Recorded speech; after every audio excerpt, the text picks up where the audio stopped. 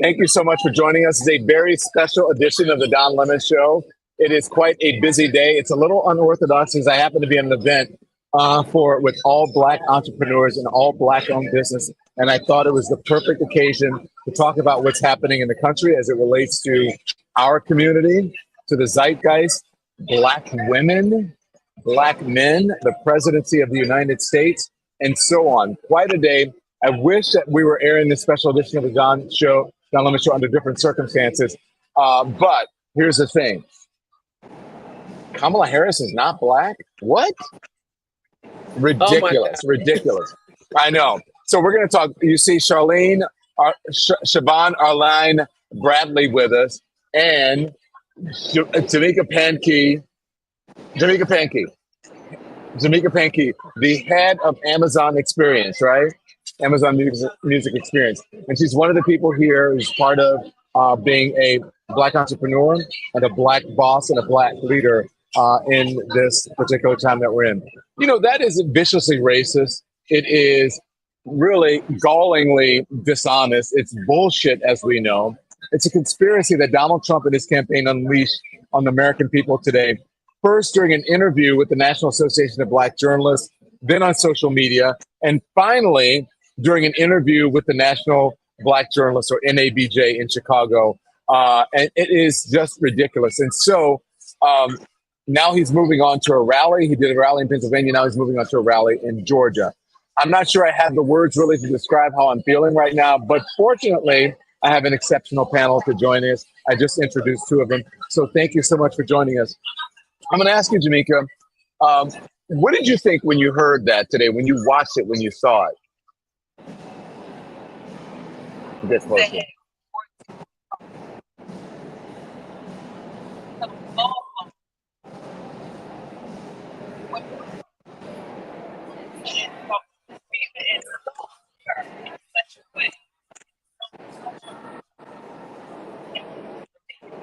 Yeah. We have nothing else to talk about. We have issues right now. But when someone character in such a way like that, yeah. They said they can't hear you because you need to be close. You're closer to the mic. That's fine. As long as you stay close to the mic, then they'll be able to hear you. Shavon, what did you think when you saw what you saw today? Well, first I started praying because we're going to need an entire overhaul of what's happening in politics right now. I think one of the things that's most glaring to me is the blatant disrespect against Black women, the Black community in and of itself, but also the unhingement of this political season. I mean, how can we be in this moment where what we have before us is an individual who is literally choosing to denigrate and desecrate democracy and choosing to disavow and actually not affirm the power of Black women in the Black community. So I think we're in a very precarious times, but I also have a little bit of hope inside of me because what we saw also let me know is that Black women are winning again. That's what it tells me. That Black women are winning again. That's what it tells you. That's what it tells me. Do you think he understands how insulting it was, or do you think it was a good idea? I should say that's a better question. Was it a good idea for NABJ to invite him on that kind of a platform? It's a great question. I lead a nonprofit as well, and what I began to think when I saw the invitation was I believe it was connected to their 501c3 tax status.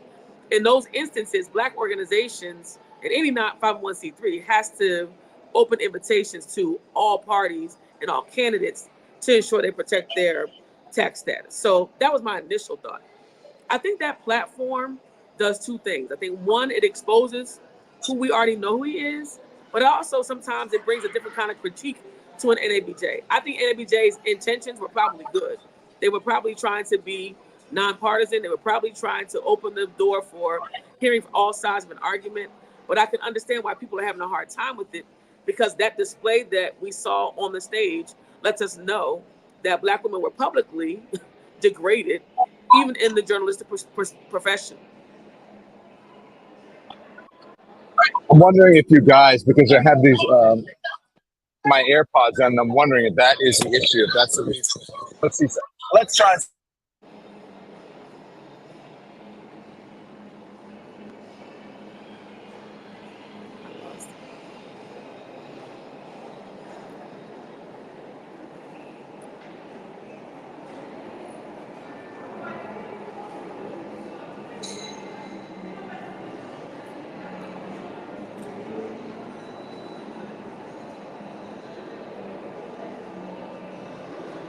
Still muted.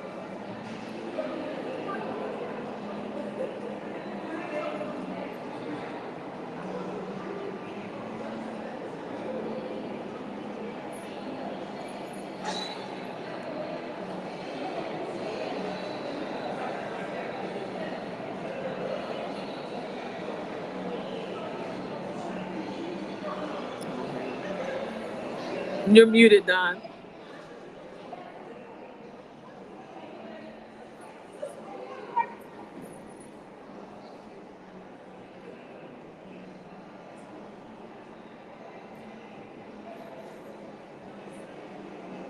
This is it.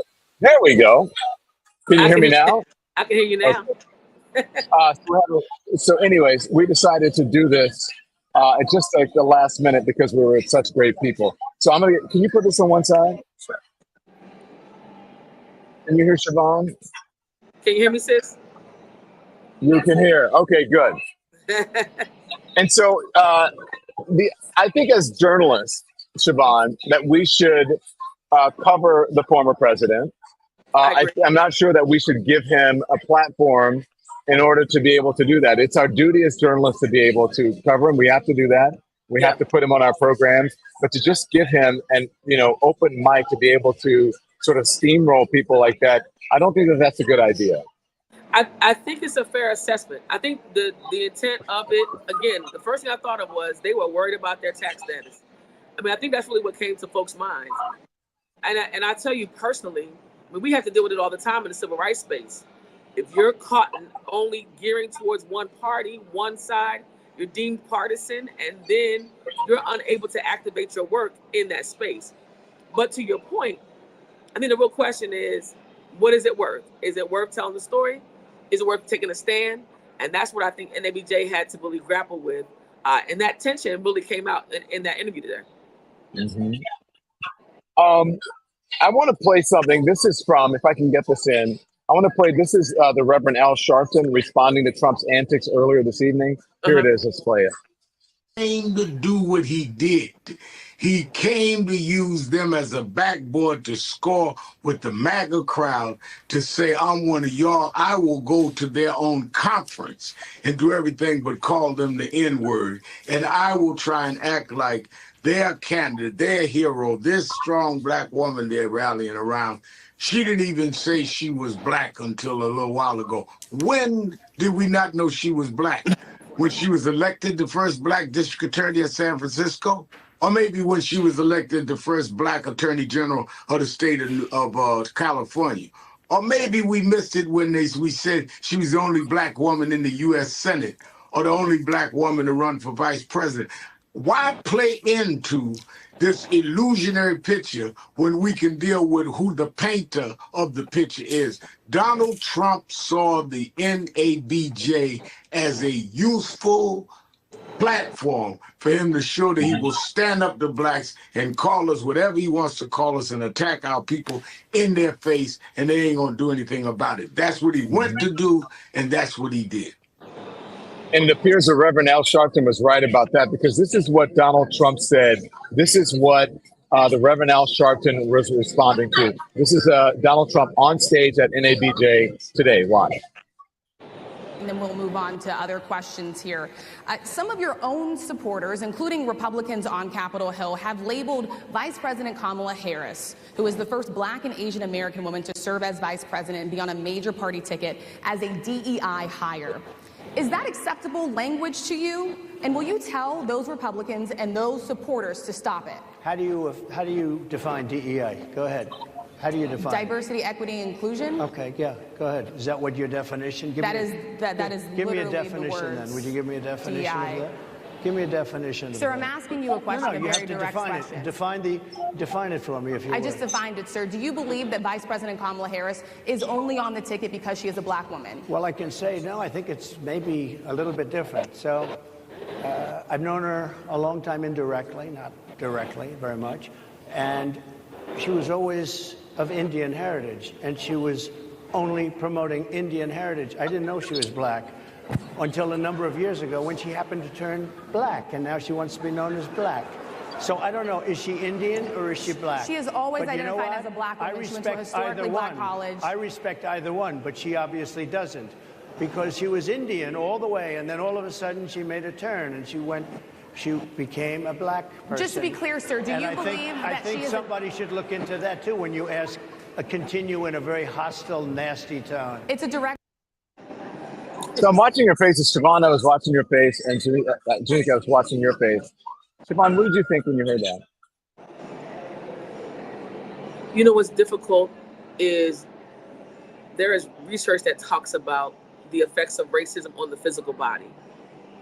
And when you see the display that we saw today, you can physically feel it in your gut.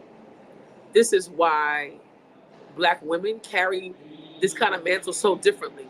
Because not only did he degrade her as a woman, as a Black woman, but as someone who would actually decide to disregard her entire heritage. And again, for me, that reeks privilege. That reeks supremacist context.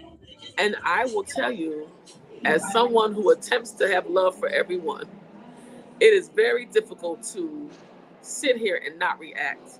I think about my children. I think about the future. So my insides hurt when I see this. And I also am very motivated. I'm motivated to get sisters out to vote, to get the community out to vote. You know, a lot of people were touting, especially Republicans, they were touting Donald Trump's, speaking and being invited to speak at the convention and saying, he was making inroads with African Americans. Do you think that he went there just to insult people in front of his MAGA base?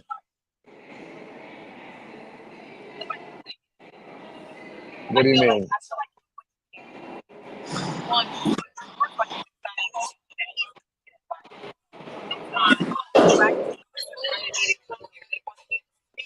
Community is believing in it. And the other part of it is children as they care. The world everyone continues to underestimate how many people think Yes. racism equates right now.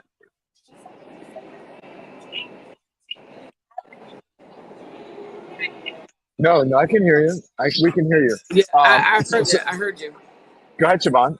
I want to co-sign. I want to give you a high five and a hug, sis, because I'm about to. I could feel just the disdain for what we just experienced, and I'm gonna tell you this. One of the things that you just talked about was this almost permission to be able to insult. This permission to be able to be derogatory with zero accountability. And for me, the challenge that we have is this consistency with lack of accountability. So what are the consequences for this? And in my mind, I believe where the ancestors moved. The ancestors moved very intentionally. When moments where they could not react, they voted, they organized, they mobilized, they pulled power together. So for me, it's you have now woken up another sleeping bear. And that's the Black community's mobilization power. I'm here right now in Houston, Texas, about to watch the Vice President of the United States. And let me just say this. I think she is rallying around these sisters here at Sigma Gamma Rho. I'm a member of Delta Sigma Theta. We are out here literally committed all day, Soror. Committed. Who knew that we would be able to be in this moment where I could see from my own eyes that there's a chance that it could be made. We had a whole show planned today of sororities, right? And then this happened at NABJ. Let me just read, though, because I thought that the Harris campaign, I thought that their response was pitch perfect. It says, the hostility Donald Trump showed on stage today is the same hostility as shown throughout his life. throughout his term in office and throughout his campaign for president as he seeks to regain power and inflict his harmful Project 2025 agenda on the American people. Trump lobbed personal attacks and insults at Black journalists the same way he did throughout his presidency, while he failed Black families and left the entire country digging out the ditch that he left us in. Donald Trump has already proven he cannot unite America, so he attempts to divide us, he added. Today's tirade is simply a taste of the chaos and division that has been a hallmark of Trump's MAGA rallies this entire campaign. It is also exactly what the American people will see from across the debate stage as Vice President Harris offers a vision of opportunity and freedom for all Americans. All Donald Trump needs to do is stop playing games and actually show up to the debate on September 10th.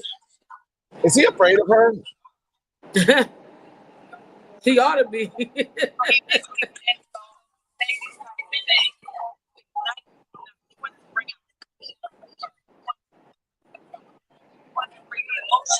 What he's gonna get is a polished, well-respected woman that's gonna be on that stage and stick to the facts. She's gonna have no people she's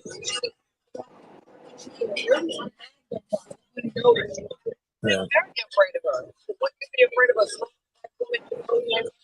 Yeah. The thing is too is that I don't think people understand, Shavon, the power of the sororities and fraternities in this country, the Black sororities and fraternities, and how they're going to rally around them. Thank you, Shavon. I appreciate you joining us. I think we're having trouble hearing you. I thank you so much. Thank you. But Shavon, I think people don't understand the power of the Black sororities and Black fraternities. You know what? We just showed you the power of it right there, right? You brought a sister over who happened to be my sorority sister.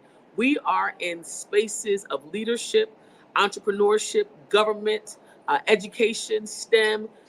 The Divine Nine, quite frankly, I said this to a reporter the other day, many people do not understand our power because they've not really been engaged in Black culture. Black culture has been historically institutional.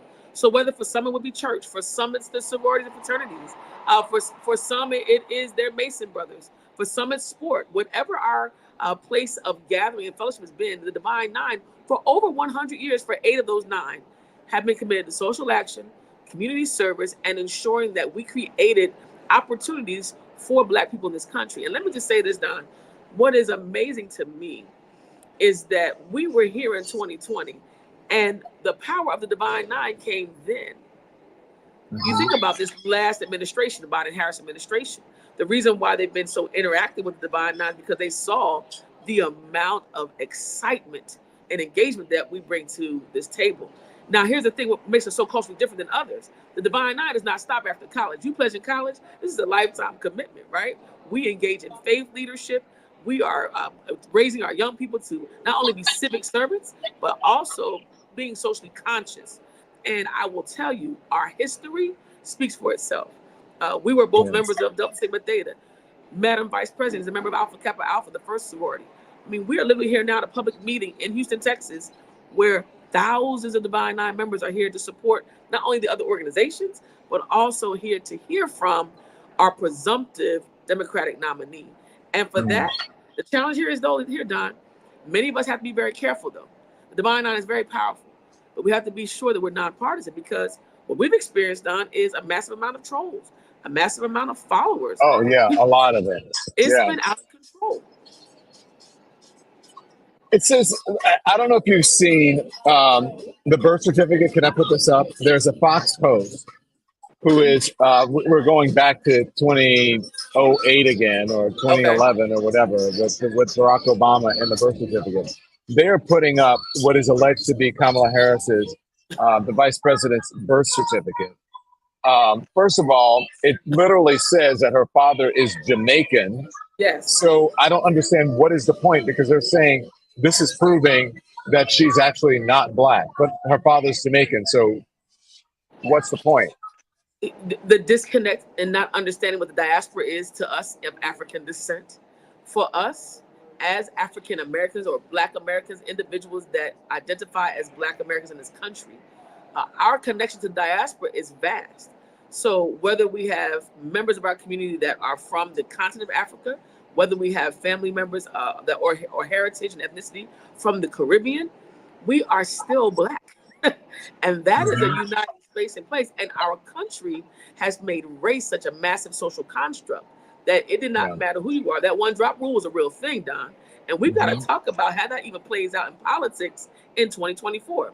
I know your hometown you're a Louisiana guy. I went to school in Louisiana. So I know there's a massive amount of context when we think about what it means to be Black in this country and how we identify, how we present.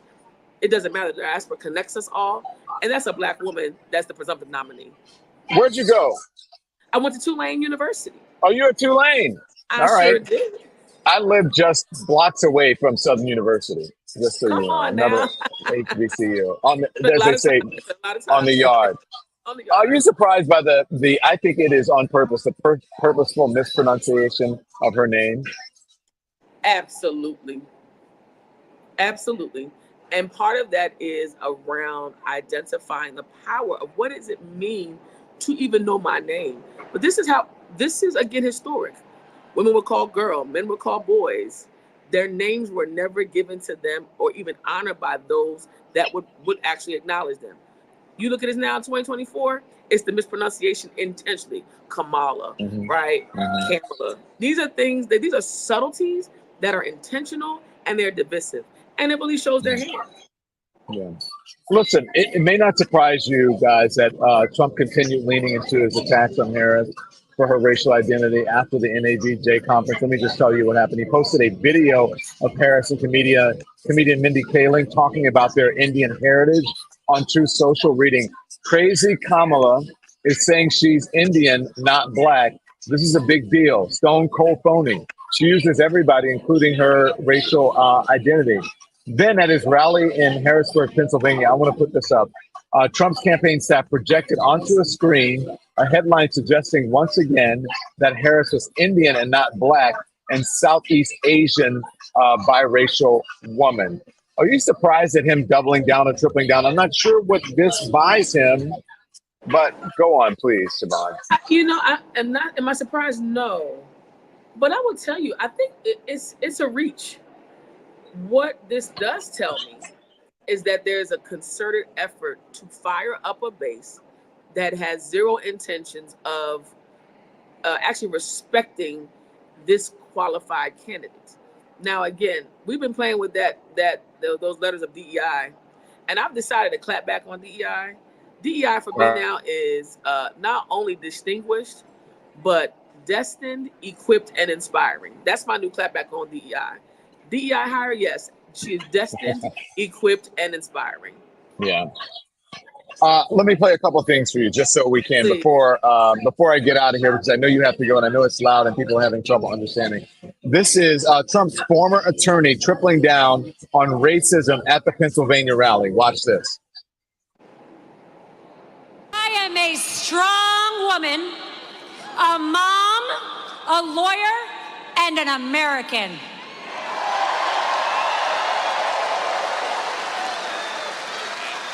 And unlike you, Kamala, I know who my roots are. I know where I come from. And I don't play around with the Constitution. What exactly does that mean, besides overt racism? Besides overt racism, it means that the base is hungry for blood. They want blood. And blood for them are dog whistle opportunities to use issues like birthing, background, constitution. Listen to those words. Those words are all aligned with specific agendas. I know where I'm from. I am an American. So here's my question for all those folks. I tell everybody all the time, if you live in the United States of America, you have a boat story, a BOAT story. And what does that mean? That means that there has to be some kind of connection to you and someone else from another country. So again, the core context of all of this is making sure that we understand what is happening in these rallies. And I tell listeners, you should listen to what's happening in these rallies. Yeah. You should pay attention to the words that are being used. And if you feel uncomfortable, if something happens to you, this is a real thing. Mama always said it. You feel it, you know it, it's real. Yeah, amen. This is Pete Buttigieg, the transportation secretary, saying that this is the new Trump normal. Watch this. And the more she pulls ahead, the more you're going to see, I think, Trump revert to the only thing he knows how to do when he's trying to get attention, which is to get more and more outrageous. Remember, for that brief period when it looked like maybe he might have been winning earlier this year, he actually began to show some glimmers of something that might be described as discipline. That collapsed the moment that Kamala Harris became the presumptive nominee, and now we're seeing that. We're seeing it when he has an even mildly skeptical or challenging interview, which, as we can tell from today's event, he was not able to handle without just being even more insulting and strange than usual.